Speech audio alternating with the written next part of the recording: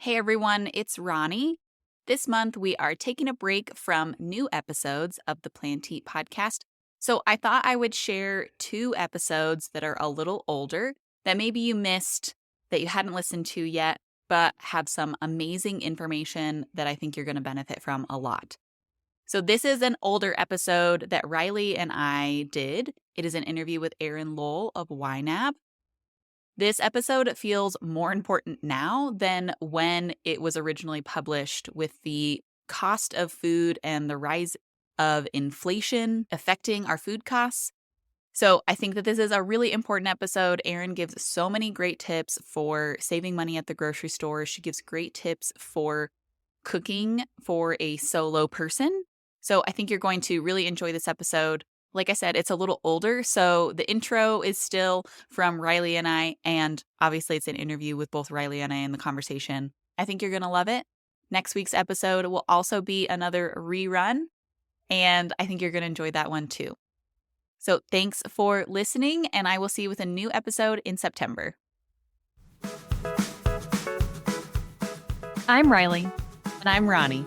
And this is the Plan to Eat podcast, where we have conversations about meal planning, food, and wellness to help you answer the question, what's for dinner? Hello, welcome to the Plan to Eat podcast. Today we have an interview with Erin Lowell. She works at You Need a Budget, also known as YNAB. Erin is a wealth of knowledge about budgeting. And specifically today, we talked about budgeting and meal planning and how those two go hand in hand, all sorts of tips about saving money, what to pay attention to. In general, I learned a lot, and I am so excited for you guys to listen to it because I know that this is just one of those seasons of life where we're all trying to save money in this particular area. And so I think it's a really valuable conversation, and we're excited for you guys to hear it. Yeah, Erin was awesome. She's so easy to talk to. I think you guys will get that from this interview with her. She was a great person. And yeah, we are excited about it. Enjoy. Well, Erin, thanks for joining us today on the podcast. We appreciate you being here. Oh, I'm pumped. Love talking about this stuff. So do we. Well, let's jump right in. I'd love to hear, let's just tell us about you, your bio and what you do for You Need a Budget. Sure. I started working with You Need a Budget full-time back in 2011. I had found the app in 2006, and it changed my life, not to be cliche, and ended up lucky enough to be able to work for them. So I help with a lot of the education and training and making sure that our customers know what they need to know. That's like a powerful story to be like, I found an app and it changed my life and I wanted to work for them. They were much smaller then. So when I bought it, it was just a little spreadsheet for Excel. But now it's a much bigger app. So I feel really lucky that I found it when I did. So sometimes I wonder, would I hire me? Like if I applied for a job with myself? I don't know.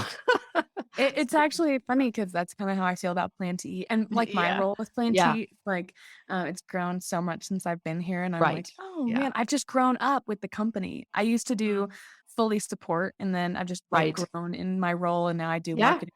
Yeah, I used to do the same thing. I used to answer emails. I've done all the things, and now they just have me doing this, which is a better seat for me. So it's good. Yeah. Oh, that's cool. And how long have you worked for YNAB? Well, I actually started part-time in 2008, and then I came on full-time in 2011. So it's been a while now. I know I got to see all the evolution of how we've grown. It's been fun. So. That is really cool. It's a very unique perspective to have because it's internal. It's not an external perspective, and you can just see like the effort and the work and the just sometimes painful. Like we want to go forward. We want to go forward. Yeah. That's awesome. It's helpful because we have a lot of new hires over the last few years. So sometimes it's nice to be able to offer perspective on how things have changed, so it's all good. But the app totally changed my life. I was 40 when I found it, and I felt like I was pretty good with money. I was paying my bills on time, but I had just finished a major house renovation, and I ran out of money and had to put a lot of it on credit. And so that's what sent me searching for something. And I realized that I had fallen into the cycle of I would accrue some debt, and then I would work really hard and pay it off. And then I would fall back into debt, and then I would work really hard and pay it off. And the method behind YNAB, the rules taught me how to set money aside for things, which is really how you prevent debt in the first place. So this time when I paid off all my debt, I was able to stay out. because I finally was able to save for the first time in my life. So really effectively save, so. Oh, that's amazing. Yeah. And a very powerful testimonial. Yeah. Really powerful. I mean, we're talking to you. Like if Yeah, like yeah. you telling me that is the most powerful testimonial, Yeah. So that's really cool. Yeah, and it's not a single use case. I mean, a lot of our customers go through the same thing where they pay, whether it's debt or just trying to reach personal goals, they're trying to reach financially, these rules that we have these 4 rules, these rules can really help. So, Absolutely. Yeah, that's really like it's a relatable story because I think a lot of people can fall into that category of right. like, you just feel like it's a roller coaster up and down. Yeah. I feel like there's a debt cycle if you don't, and you can, there's a difference between getting out of debt and then breaking the cycle of debt so that you don't need it again. Mm, And that's the next level that I needed that I didn't have. So, yeah. Well, and yeah. that's not something that we're really taught. Right. Yeah. As far as like school and education, I mean, I think some families teach that, differently than Right. others, but Yeah. these kinds of rules and like the physical, here's how you do this, now do it, the template Right. of that Sure. is really helpful because we're not really given that in life. So, Mhm. And just a quick, overview of the rules for anyone who might be listening that hasn't heard them. The first rule is to give every dollar a job. And really that's about taking the money you have and learning how to make trade-offs. Because unless you're, Bill Gates or Jeff Bezos, you're not going to have all the money. So you're going to run out of money eventually. And it taught me, well, if I want this, what am I not going to have instead? Or, and that trade-off helped me learn these are the most important things. And so that process of giving every dollar a job just really gave me a lot of clarity.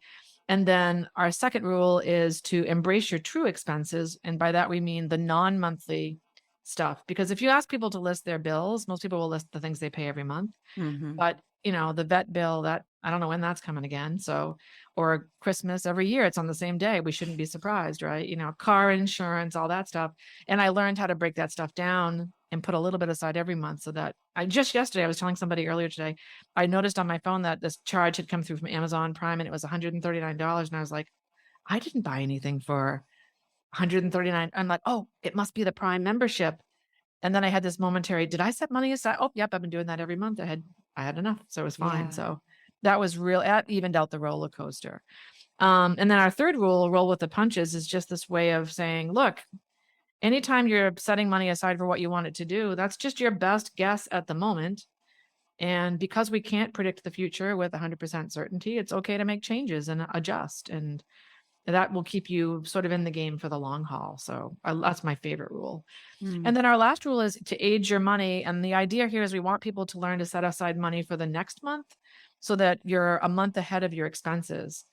And that was really like, it's really hard to describe how much peace of mind I had when I had that. It also is like, it's a gift of time that you give yourself, because if you're a month or even like I'm 2 months ahead now, I'm covered all the way through November.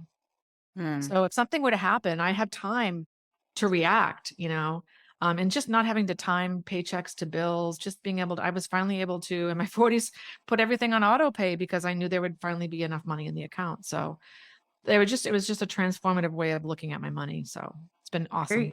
Very freeing too. Yes. People think it's restricting, but it's not. It's the opposite, really. Once you know what's important to you, it's pretty easy to make decisions about what you want to do. Well, we can certainly relate to that with meal planning because it can feel like so much work to do it.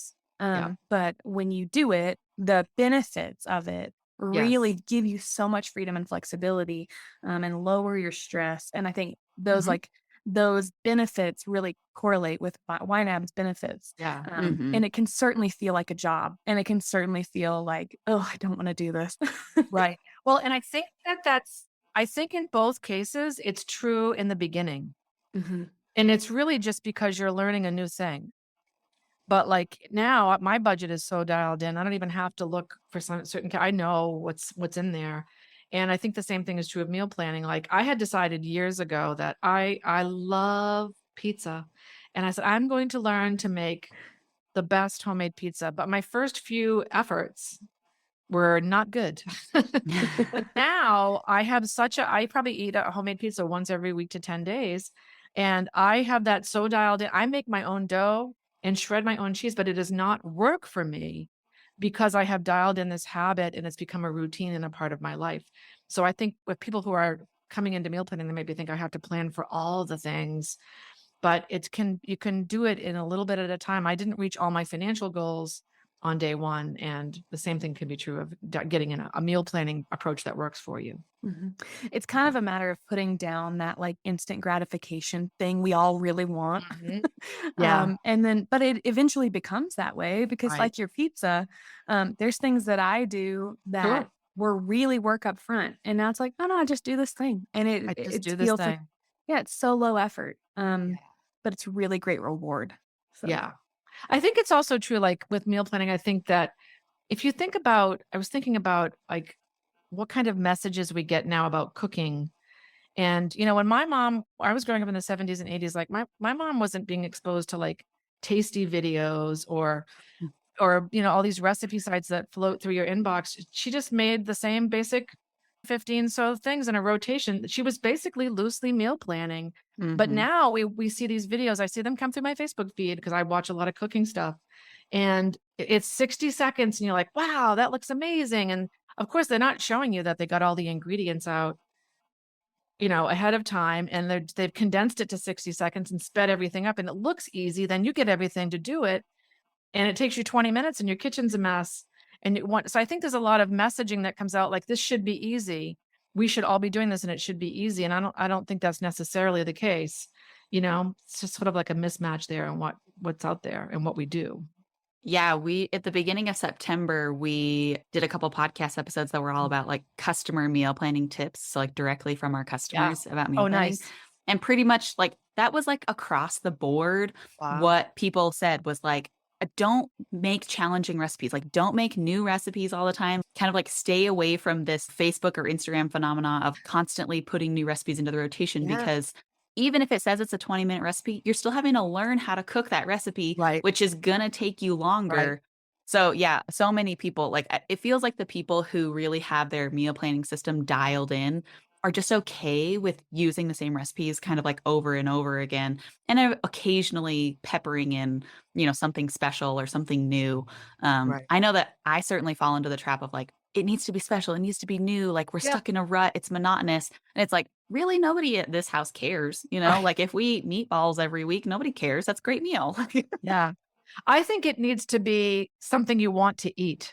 Yeah. And I wish that people would go back to that. Like when you go out to eat, what do you order? Like one of my fall challenges is I love the Applebee's boneless barbecue chicken. And I'm like, I've got to learn to make a really good barbecue chicken, because if I can learn to do it and build it into a rotation, then I won't be trading out $30 at Applebee's for it, But I think that's, what do you like to eat? When you go out to eat, what do you order? Learn to make your version of that's accessible and inexpensive. And that's going to be the best. I think that's the best way to start. And if everybody had 6 to 10 recipes in a rotation that they love to eat, then I think they're going to be in pretty good shape, So. Well, and most of us are creatures of habit. We really do like the things we like. Absolutely. Yes. Yeah. And I think that there is some invisible pressure we put on ourselves, like if we're feeding other people or even ourselves to like branch out and be exciting. But personally, I love the tips that you're giving us, which we really weren't expecting. Yeah. I'm just like, I wanted to make amazing pizza, so I learned how to make amazing pizza. Right. I wanted to learn how to make this barbecue chicken. And for you, particularly with your YNAB background, like you're looking at this as like saving a ton of money too. Oh, totally. Yeah. Buying pizza out that's really good isn't like a $5. Where do you get $5 pizza? You might get a $5 slice of pizza nowadays. I don't know. That's true. You might get a $5 pizza. That's pretty good. I think that I always love looking at that spectrum, because one of the things I think about groceries and grocery shopping in general is that it's essential spending. We have to eat, but it's full of optional choices. So, I mean, even if you look at eggs, like, all right, I need eggs. Do I want to buy 12 or 18, cage-free, organic, brown? Like so many. Sometimes I think it would be better if they were just eggs, right? But so there's just so many choices. But I think you can start with the highest price item, which would be like the best, most expensive takeout pizza I want to go get. And then you can work back from there to like a frozen pizza. And I'm personally a fan of keeping a few things like that in the house to prevent the expensive takeout option. I buy a really nice frozen pizza, not the $1, not those ones, but like a really nice one. And then for the night when you just don't have it in you, you've got a less expensive option. I like to call them emergency meals. Mm-hmm. So, but there's a whole gradient between there. There's like I told you, I make my own dough and I shred my own cheese. You don't have to. You can make a really good homemade pizza by buying the dough and buying a bag of shredded cheese, and it's still going to be cheaper than the takeout option. But so I think that's the other thing about meal planning. I'm just imagining everyone thinks they have to become, Julia Child or whoever the latest greatest is, but that's not necessarily the case. It doesn't have to be super complex. Yeah, preach, Erin. This is exactly right. Yeah. Ooh. Well, Yeah. but I also think that there's, they're on a kind of a deeper level. There is I read this wonderful book. I think I must have told you about it, by a woman named Kathleen Flynn, and that's Flinn for anyone who wants to search for it.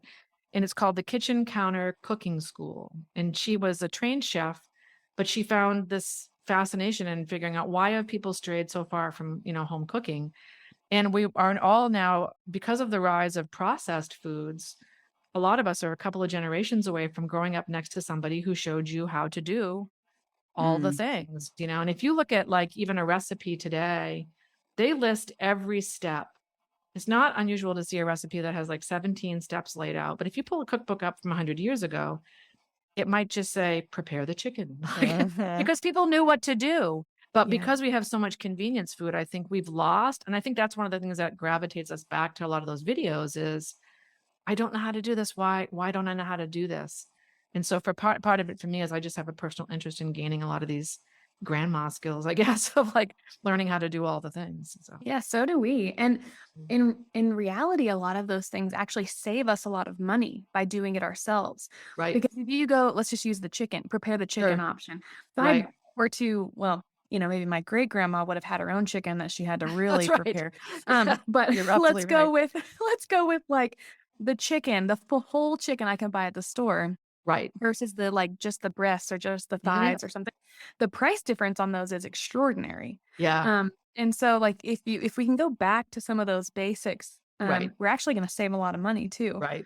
Yeah. Which is really beneficial. I feel like when it comes to groceries, and let's just face it, the last couple of years have been hard, right? There's been supply chain issues and you can't get stuff, and then the prices are going up. But I feel like there's always two levers to pull on. You either are pulling on a lever of time or money. So I can spend more money for convenience to save me time, right? And that might be a perfectly valid choice, right? Or you can spend more time to lower your costs. And that's where that's I think where the trade-off is. Where do you balance on that?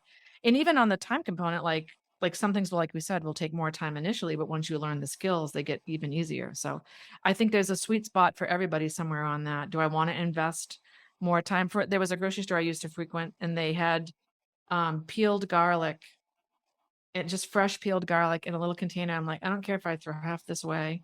I'm buying this peeled garlic because I don't want to spend the time, so it's like that convenience line of what are you willing to spend on, and where do you say, no, I'm going to put a little more effort in there and to make this a little less expensively. I also feel like it's for me, as I got to cook more, it's a form of taking care of myself, Yeah.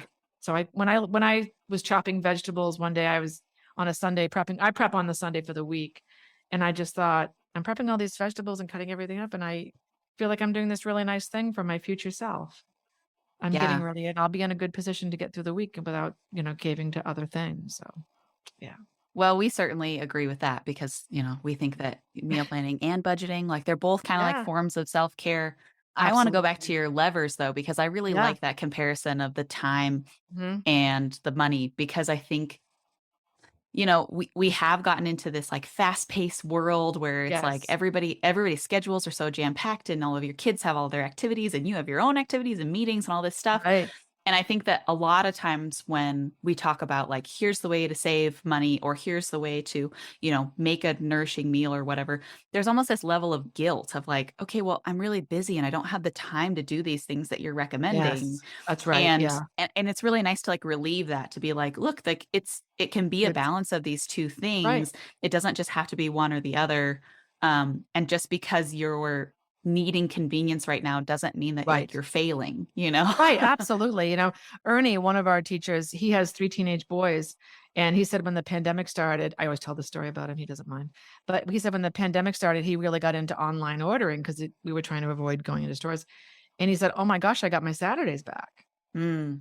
And he said, sure, I mean, he could probably traipse through the store himself and find better sales, but what was more important to him at that time was time. So he was willing to pay for the convenience of the ordering online and the pickup and so for me, I love the challenge of hunting things down across stores, and I'm trying to keep my I'm fighting against the inflation bug right now, trying to stay on the same grocery budget. But if I could decide that I didn't want to do that anymore, that's a viable choice, Yeah. So yeah. For me, I do the grocery pickup, and my life's a little crazy. And so for me, like going and picking them up, while I would love to be able to shop around, and I really like grocery shopping. I like being in the store. I like the environment. I do too. Yeah. But right now, just the season I'm in, picking up is just better for me. Right. And I've actually found I save more money that way personally. Oh, yeah. Because I'm not tempted to buy things I don't need, or I'm not like changing my mind about my meal plan because I see something that looks so enticing, like, oh, that vegetable looks delicious. I've got to do that. I'm going to make that. I'm changing my mind. So I actually save a lot of money doing that too. So, well, that's the whole benefit of planning, is like it can help you dial in those impulses. You know what I mean? So yeah, absolutely. For sure. And Ernie says, because he always jokes and says, my goal is just to keep everybody alive for one more day. So he has like a rotation of meals, and that's what they're getting. And that, I think that's perfectly fine again. But if you go back to what do I want to eat? Why do people buy things that they, don't want to eat, and then it sits in the back of the fridge, and that's not doing anybody any good. I feel like we could add a third lever, which is like emotional energy. Yeah. 100%. Yeah. Which is like, I'm just going to make easy meals this week, and everyone's going to eat them, and they're going to all survive. And it might not be my 5-star chef dinner week, but everyone ate it, and everyone went into bed happy and slept all night, whatever. Because that is a big factor in things. And like, oh, it absolutely is. Yeah. I mean, last summer I got sick. I was sick for a few weeks and laid up, and I didn't care about shopping at different stores, and I didn't care about getting the best price. And in fact, I wanted the extra popsicles, and, and I think that that's okay to, like, I wasn't going to do as much cooking for that stretch, but that's okay. I was focusing on something else. And I think people are hard on themselves, but with regards to money management, but also I just think there's a lot of pressure from social media, and we're always seeing the best of people on Instagram, and you didn't see the pictures they didn't shoot of the kitchen all full of all the like this. There's that part of it too. That's why I love to watch people on YouTube who will show me the beginning to the end. Yeah. Or just somebody in their own kitchen, just like, and there's the pile of dirty dishes they're gonna have to, like. I just prefer to like see the more realistic approach to it. Yeah, we can't all have like people come to clean it up after in a studio or whatever. Yeah, exactly. Yeah. So I think this, but the other thing I think about groceries in general and meal planning is that there's a lot you can do. Like sometimes people will say, well, how much should I be spending? And it's like, well, don't go by anybody else's average. Go by your own average. Track your own spending, because that's a real number. If someone says, well, the average cost of groceries for a family of 4, well, that's a made up number. That's not even a real number. Yeah. There's going to be a different cost in where I live in Maine, from New York City to South Carolina. It's going to be different prices, so find your average. And then I think most people, if they say, okay, this is what I'm spending, then I think you have some kind of a reaction to that, where it's like, I think I could do better, or no, we've really got this down as far as we can. I think, but you have a lot of wiggle room. If someone hasn't done anything, if they've done no tracking of the costs and no real efforts at meal planning in a really strategic way, there's a lot of savings to be gained there. Just by a little bit of work, just by paying attention, they can really get a lot. So yeah, I really relate to that, because I remember reading an article, it was a couple of years ago, but it was like a family of 4, and the amount of money that they were spending on groceries every month was like half of what I spend for just me and my husband. And I was like, what the heck am I doing wrong? Oh my gosh. But it turns out like they're vegetarians, and we're not vegetarians. I don't really have a desire to be a vegetarian. Sure. And so it's like, obviously that's a humongous cost difference if I'm having to buy meat from the grocery store or meat from the butcher or whatever, and they're not doing that. And so it was a really eye-opening part of reading that. And instead of just like reading the headline that says like family of 4 spends $250 every month, like that's the thing that I was like, wow, that hurts a little bit, but then when you actually read the article, you realize like There's a reason Yeah. for this. It's okay. It's really crazy. Like, I'm always so surprised how different prices can be, because I follow a few YouTubers, and there's a young lady I follow in North Carolina, and she did something with turkeys last year, and she was like, I got these on sale for 29 cents a pound, and I was like, you would never see that price where I live. Whoa. You will just never, and maybe not even today with the prices have gone up, but like, so there's just a huge difference. And, my brother has one of those meal planning delivery services for some of their meals, and he lives in Brooklyn, he's in New York City. And I said, it just seems like so much money because it's the same price for me to subscribe to it as anybody else. And he said, you can't eat out, once for what we get 3 meals out of at that service. And I thought, that's right. And his perspective is different because his numbers are just different. So Yeah. it doesn't do any good to compare yourself to others. It just doesn't, Well, that's a really interesting thing to know if they're viewing it like takeout, Mhm. because Yeah. because I did a trial run of a grocery delivery service to just like, Yeah, what's the sure. hype about? What's the Same. cost look like for my family? And I Right. felt like I was viewing it like a meal plan. Like I'm integrating this into my Mm. meal plan, which meant I still had to go to the grocery store for breakfast and lunch and Right. 3 other dinners because I Yeah. wasn't doing every night. And I wasn't viewing it like takeout. But that's a really interesting perspective. And also Mhm. something to consider when we talk about like feeding a family of 4 for a week or 2 weeks or whatever. Like how many meals are they eating out? Mhm. Right. Because Oh, their grocery yes. budget could be half of their eating out budget. Oh, Yeah. yeah. Yeah. And then Yeah. of course, yeah, you're saving tons of money. Yeah. It's always going to be more. But I also feel like people should, if you like eating out, then what I tell people in their own budgets is set some money aside for that and go out and enjoy Mhm. it. Like, that you can have a little bit of both. I would rather like cook at home and keep that cost low so that I have money for these other things. And that's just a choice. And I draw that line where I draw it, and other people will draw it in a different place. But yeah. We totally recommend the same thing, and Yeah. we say that, like, planning to eat out Yes. is a meal plan because Yes. it wasn't, Really good a point. Yeah. stressful, like, "Oh, no, I've gotta throw away the meat that went bad because Right. I didn't cook it and because we chose to eat takeout," which is then a double cost of takeout. Yes. But Yes. integrating those things into your meal plan and your budget Right. is just what you need to do. It's part of your meal plan Yes. now, it's part of your Yep. budget. You're not wasting extra money or throwing food away. We say Yeah. the exact same thing. I mean, it's just realistic, right? Like, and I also feel like if I plan to eat out, I'm going to enjoy that more than Mhm. whatever I end up grabbing on the run because I felt tired or whatever. That's just, then I'm just gonna be feeling bad that I didn't have something planned. Not that Yeah. we all do that from time to time, but like, Mhm. I still feel like the intention of, I want to go out to a nice seafood place Friday night. And, Mhm. you're going to get more value out of that. So, Mhm. Totally. I would yeah. rather save the money and meal plan to go have, like, a super delicious steak somewhere than, Yes. like, Mhm. Yeah. run through a drive-through and Yep. like, waste that money on something that was really just not as good as it could Right. have been. Yeah. I Yeah. I am learning from my own habits though that I do need a little bit of discretionary drive through and get a frozen culotta. I find if I give myself nothing for that, then I just end up doing it anyway. And then it's like, so it's better to so I just need a little bit of discretionary for that kind of, for road. It's like road. That's where I get kind of caught up is on the road.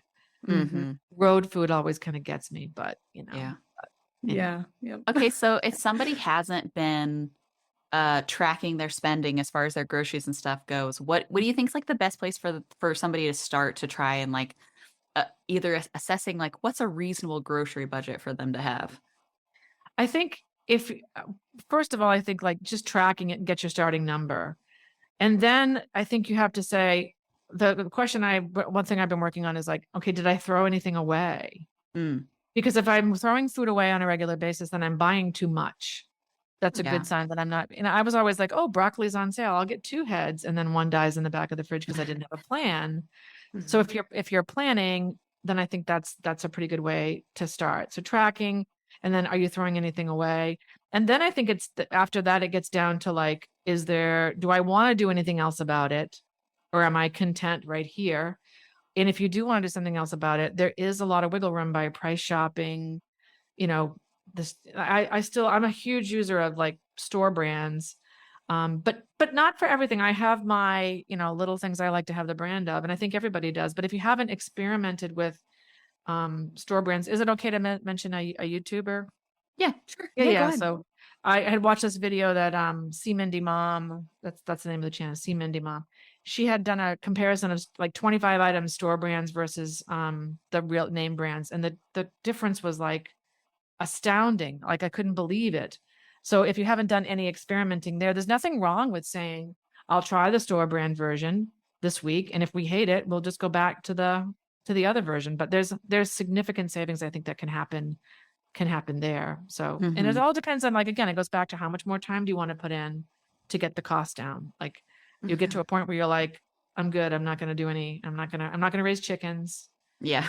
I have my lines, like, where I'm going to draw them, Yeah. I feel like when you start to just put eyes on it, Yes. because like when we looked at how much we were spending on groceries, we were surprised it was as high as it was. Right. I think we separated out eating out and groceries, but Yeah. like a food budget. And then that helped me be like, no, this is how much we're going to spend roughly every week on groceries instead. And then I just do things to like make that process happen, like buy store bought one week or, like if I go to Costco and load up on like a lot of one thing, then that actually like over time lowers my grocery budget if I could fit it into 1 week. And something I've said on the podcast before is because I do the like grocery pickup, it totals my grocery bill for me. Yes. It allows me to see, okay, I've got wiggle room to like buy an extra freezer item or buy that emergency meal item or buy, an extra bag of rice. So that, because then if the next week I would like to spend less money, I know I've got those backup items because I had more wiggle room the week before, and but knowing those numbers allows you to fluctuate in that wiggle room and spend a little more here or spend less here. Or me and Ronnie did a kind of a trial podcast. What did we do? It was like a budgeting, like intentional budgeting. We were trying to spend like $50 at the grocery store one week. Right. And what did we do? We used what we had in our pantries, and we like, there's ways to make it happen. Oh, there totally are. Yeah. Yeah. But you have to be intentional. I think that all the supply chain issues and the inflation right now with everything with the pandemic, I think that's made people maybe think a little bit more about having a good, well-stocked pantry. I know that I'm being a little bit more intentional about it. And, and of course, a couple of years ago, back when March 2020, like I remember going out to get, I felt the news was starting to look bad, but it hadn't really like completely blown up, but you could see that it was coming. And I feel like I need to go out and do a big run. And I like blew my grocery budget, like triple what I usually spend. And I'm standing, I think it was in Walmart at like 2 carts. It's just me. I've got 2 carts, and there's one part of me saying, are you crazy right now? Are you being overreacting? And then the other part of me was saying, should you go back and get another 10-pound bag of flour? So, and then of course it all blew up, and it ended, I should have gone back for the flour. But so I think that experience that a lot of us have been through, like there's still some things I can't find on a regular basis that I'm still looking for. And a well-stocked pantry, but just like you said, like it's exactly what has got me through, because I am budgeting a little bit uncomfortably low for groceries right now, because I find it makes me pay attention. And when I get to the end of the month, like I am right now, I'm just eating from what I've got in the pantry. So, but I will say though, there's something to be said for, I'm going to go back to, don't buy things you don't like, or don't buy things without some type of a loose idea in your head of what you would use it for. I took a cooking class. It was like a cooking group with Jessica Fisher over at Good Cheap Eats. It might've been 2 or 3 years ago. She's fabulous. She can cook. You should reach out to her. She can cook anything. And I said, I don't know what to make. I think that's a lot of pressure people feel. And I said, these are all the ingredients. I listed like, a bunch of ingredients. And she was in there in like 2 minutes, and she's like, I see burritos. And she listed all these things. And I was like, how did she see all those meals when all I'm seeing is ingredients? And I think a lot of people feel like this, but I realized it's because she makes those things. I see English muffin pizzas because that's what I was making. I was like, so when you learn to build more things into your repertoire, then that stuff that you're stocking becomes more valuable because there's more you can do with it. So now I open my cupboards and I can see a lot more meals than I did before. So I love that.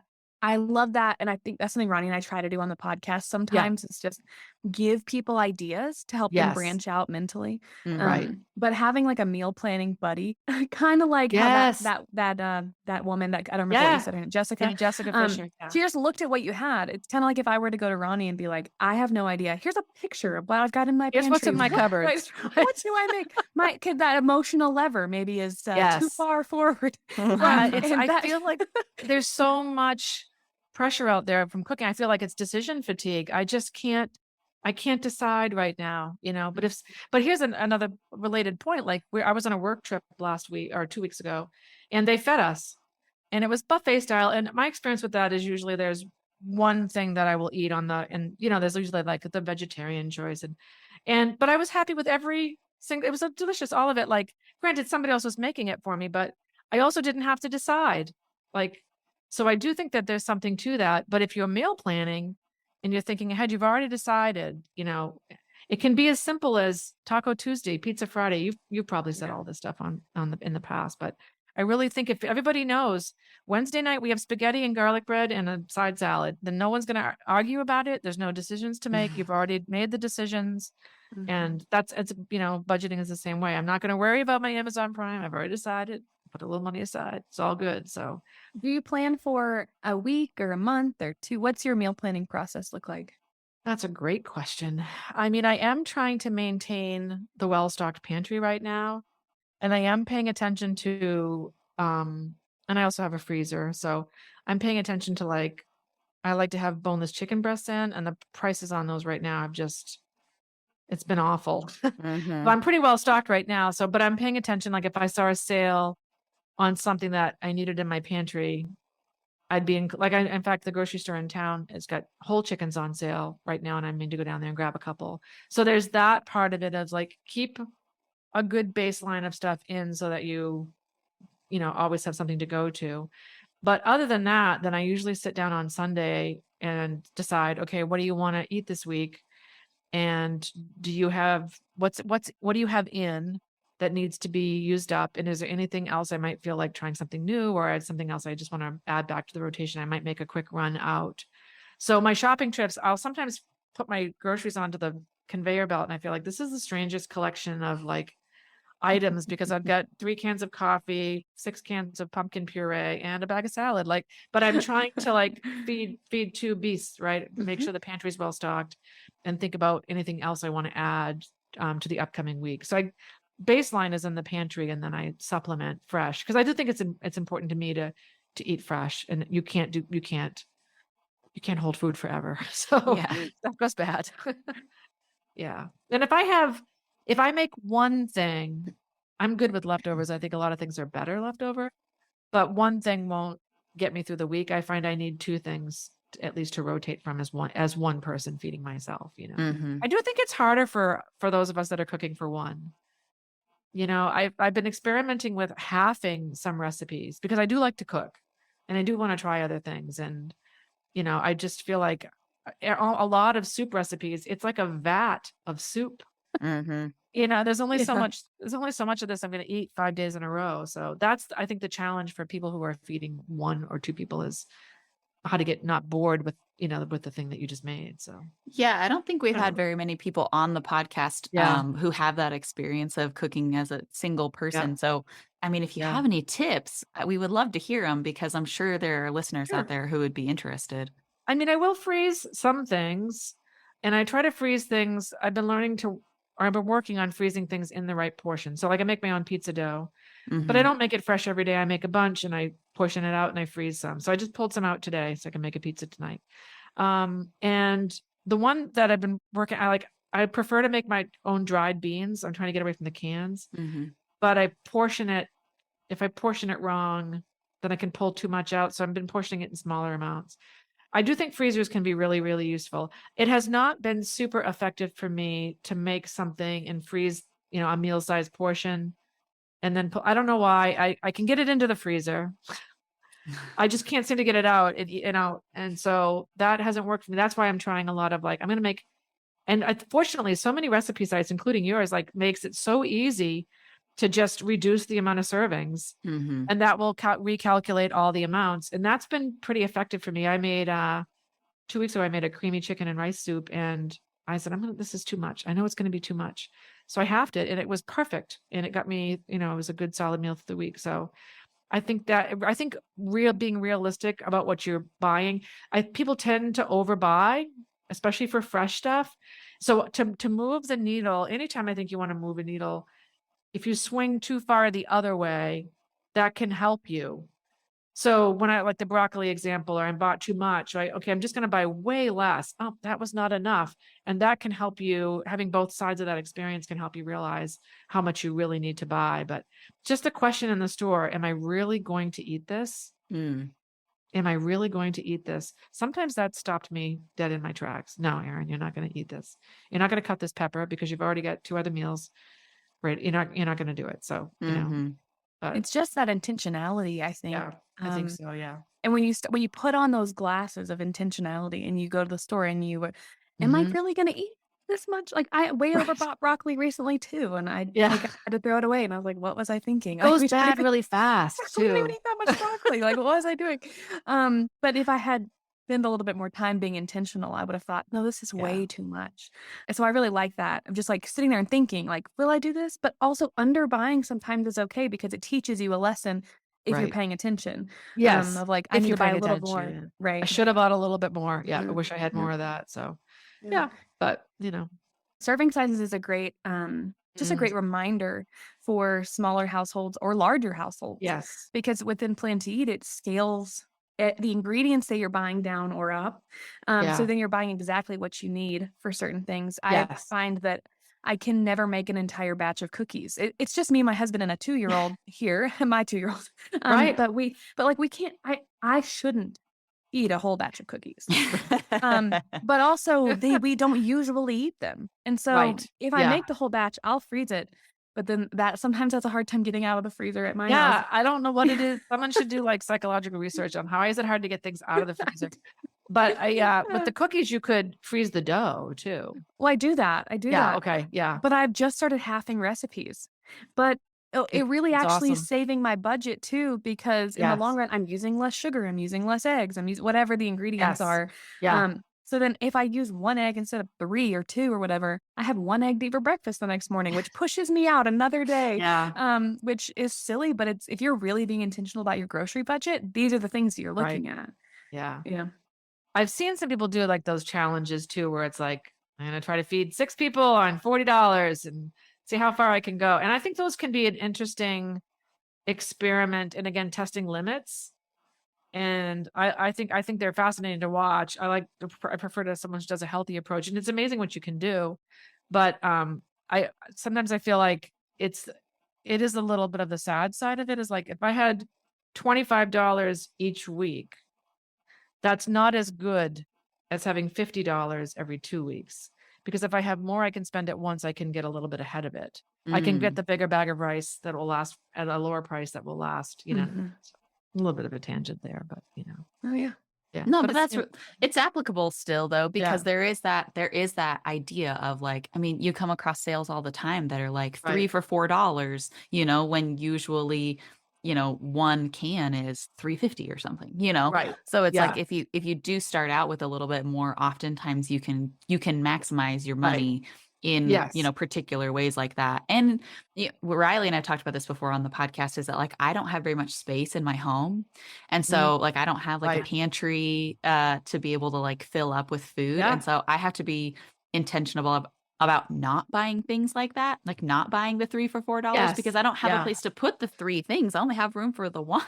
For sure. Yeah. I mean, I've done that same kind of thing where it's like, okay, this is the bigger one is going to be cheaper, but I don't want to I don't want to deal with that size, but also I'll get the smaller one. There's a reason. I mean, there are convenient sizes for a reason, Yeah. So it's just, it's fascinating to me how much there is to talk about on the topic of just grocery costs and meal planning, because it's something that affects every single person's day-to-day life. Oh, I said a couple of weeks ago that not everyone has to care about their grocery budget, but most people aren't trying to spend more money. Right. So even if like budgeting is like budgeting your groceries is like not like your ultimate goal. Like these tips are applicable to everyone Sure. Yeah. because while if you're really trying to hone it in, they're really helpful. But if you're Yeah. just like, oh yeah, but I don't want to spend extra, I guess I could buy the store brand. So then you're saving 25 cents Right. and 25 cents adds up real fast. So Yes. That's the thing yeah. about it is if you think about it, how many ways are there in your life to save $10,000 with one purchase? Like people are always looking for those big wins, right? It's really, what are they? House down payment, car, but Mhm. there's a ton of ways to save $1 on this item or 50 cents here. And that stuff you're doing repetitively, it really does accumulate. So Mhm. yeah. Riley just sent me an Instagram reel the other day from a woman who is like very focused on grocery Uh-huh. budgeting, lowering costs and stuff. And I found that to be the most interesting thing is that she's not saving $10 here, $20 here. She's saving Yeah. 40 cents here, 70 cents here. But over the course of your entire grocery budget, that Yes. probably adds up to the $20 Right. savings. Yeah. And it depends on whether, like, to me, it's a little bit of a sport, but Mhm. also if I'm in the store in store A and I've got everything I need and the only thing left is a can of something, right? And I'm not going to drive across town to save 20 cents. I'm just going to grab the can Right. while, you know what I mean? So that's again, that's that time money lever, you know what I mean? But I feel like Mhm. most of the time I'm doing fine and I'm getting a pretty good cost as I compare prices. But, I've worked really hard to keep my grocery budget the same despite the rising prices. And I almost saw it as like a personal challenge to do it. And I feel like I'm doing fine, but I'm also realizing maybe I'm going to give myself a little raise in my grocery budget. So, like maybe I'm feeling like just a little bit more breathing room. Sometimes I think people fight their number. Oh, we should be doing, like we've said, you could be doing better. Maybe just acknowledge your number and just allow, that's just important to you. If you're constantly overspending, I'm using air quotes here, like in your mind, like maybe you're just not thinking about it realistically. Maybe the number is actually higher and you just need to honor that and say, you know what, it's 800 for the family. And we're just going to roll with that. And that's, maybe because I think there's a point where you can only do so much more, Mhm. without making big changes anyway. So, Right. yeah. Well, so you told us in our discovery call with you that you volunteer at your food pantry, your local food Mhm. pantry, right? So tell us how you got Yeah. started with that.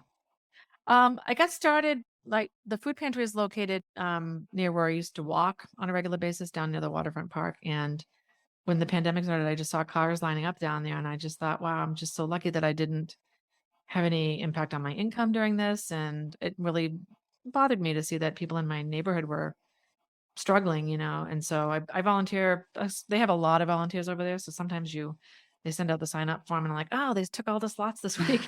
So it's great that the community is so invested. But I don't know how all food pantries are, but the one that I volunteered at is it's almost like you go in and you can shop. So I know that there are some where they hand you a box and you get whatever's in the box. But this one you can go in and pick and choose, and they don't put any limits on it, and people don't seem to abuse it at all. And I love that because it's just, there shouldn't be any stigma about it. Like the woman who runs it says, there's dignity in choice and letting people have choice. And Mhm. so if people I hope people will avail themselves. You can call like your local police department or school or church, and somebody will know where the closest resource is. And sometimes people can get some baseline items there.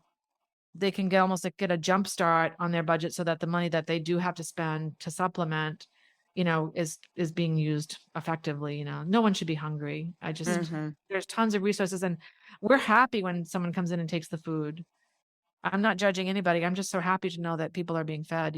So I just think it's just a good thing. And these are weird times still, and it's affecting different people in different ways. And it's not a bad thing to reach out when you need it. So Yeah. Well, thanks for doing that. And thanks for talking about it because yeah, I think that if somebody who needs that hears that and right, like the encouragement of like, we want you to come get it. We really don't Yes. want it's there. right, We just are here for you. It's not like to here to judge you or anything like right. that. We're here for you. And I think that's a really beautiful thing. So thanks. Yeah, it is. And I think, it's, if we can get rid of the stigma, then hopefully people would feel better about it. Because if we don't give away the food, it's going to go bad, just like the food in your are you willing to be hungry to let food go bad? Like we want, come Yeah. in and take it. Mhm. Yeah. That's a great So, point. yeah. Okay, well, Yeah. I feel like we could talk all day because you're so interesting. Aw. But we don't want to take up your whole day. So, why don't you just give a little plug for where people can find YNAB and all that kind of Sure. stuff? You can go to youneedabudget.com, and we do run an occasional grocery workshop where we just brainstorm with folks if they want to help get their costs down.